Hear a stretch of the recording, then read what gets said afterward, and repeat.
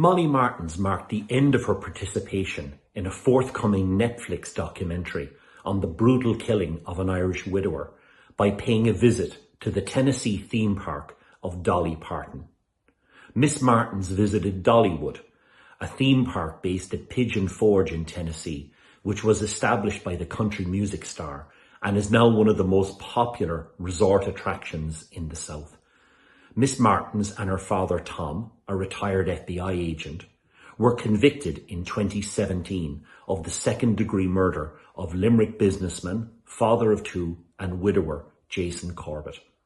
Mr. Corbett was beaten to death in August 2015 as he slept in his North Carolina home with a metal baseball bat and a concrete paving slab. The father and daughter were originally sentenced to serve between 20 and 25 years in prison. However, they successfully appealed their conviction to the North Carolina Supreme Court.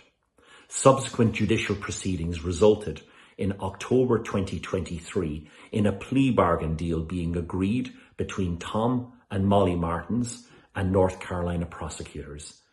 They agreed to plead to Mr. Corbett's voluntary manslaughter. They were both sentenced to serve a further 7 months behind bars and subsequently spent a total of 4 years and 3 months in prison for the brutal killing of the Irish father of two. Netflix will screen a new documentary on the circumstances of Mr. Corbett's death called A Deadly American Marriage, which will begin streaming on Friday, May the 9th. To mark the end of her participation, Miss Martens travelled to Dollywood with family and friends. Her parole period is due to expire in a matter of weeks, which will allow her to move back into the Knoxville home with her parents, Tom and Sharon.